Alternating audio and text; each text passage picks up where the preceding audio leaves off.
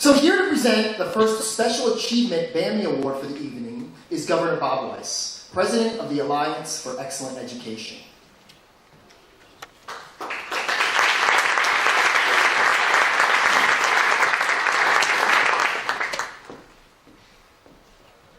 So what's really exciting to me, and let's be honest, I'm an older guy, what's really exciting to me at this stage is to see when great teaching is now enhanced even more by incredible use of technology that creates, in turn, new practice. And so what do you do about that? Because what is so important is to have good research, good practice, and of course good policy. Well, on September the 15th, an article appeared in EdWeek titled, "Is the Flipped Classroom Here to Stay?" Ben Levy, the author, was writing about the work of our honorees tonight, Jon Bergmann and Aaron Sands. And in the piece, he notes that advocates of the flipped class believe that their model is completely transforming education.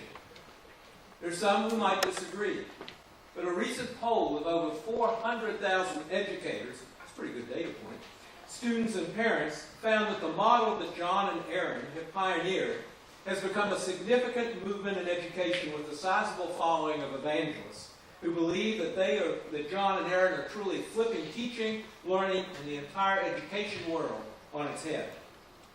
Not familiar with the flipped class? It's basically a model where learning is done through short videos at home, and class time is spent on what we would traditionally know as homework. The model allows teachers to step away from the front of the classroom and spend more one-on-one time with each student. It's what one superintendent described to me as each teacher is now an educational designer. In a recent survey of 200 teachers who flipped their classes, 85% reported improved scores. And so, armed with what they believe is a transformative approach to teaching, Jon and Aaron have been crisscrossing the globe, spreading the gospel of the flipped classroom to educators around the world. They're truly pioneers and representative of the kind of creativity, the passion, and the courage that is required to educate the next generation. Jon and Aaron have been doing exceptional work for some time.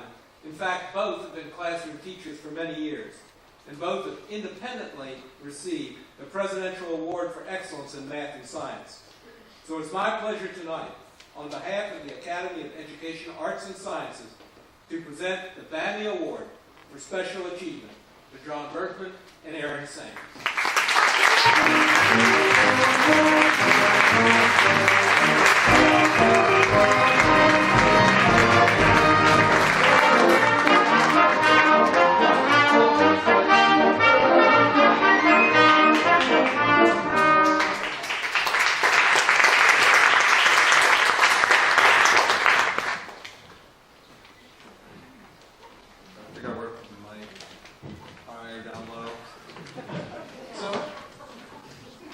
Jon and I both arrived in Woodland Park, Colorado in 2006. I was in Los Angeles and Jon was in Denver. And we quickly realized there were quite a few differences about us and a lot of things the same.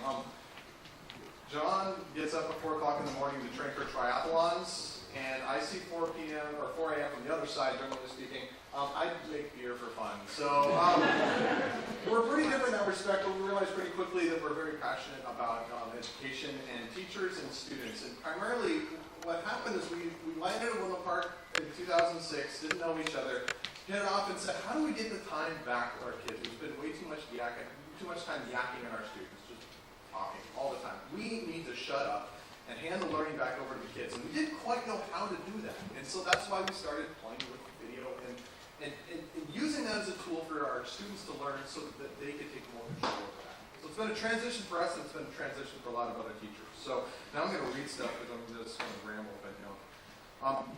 It's really an honor to receive this award, and we're really amazed and humbled at the explosion of flipped learning and how it's really gone global. We're teachers, and we want to take this time out to acknowledge all the amazing and caring teachers who've never received an award. People like my grandmother, who taught 6th grade, still found time to raise 6 kids on her own and to help run the family farm.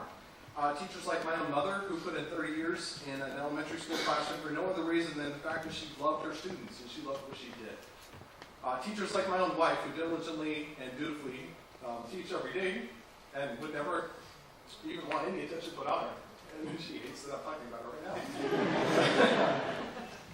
now. So it's for the benefit of the profession and for the advancement of the craft of teaching that we do what we do. And it's for every amazing and yet unacknowledged teacher that we accept this award. And we hope that that every teacher's voice continues to expand, to go out to the world, and that teachers can move away from the front of the classroom, become the support structure, and hand the learning over to the students. And this is where I hand things over to Jon.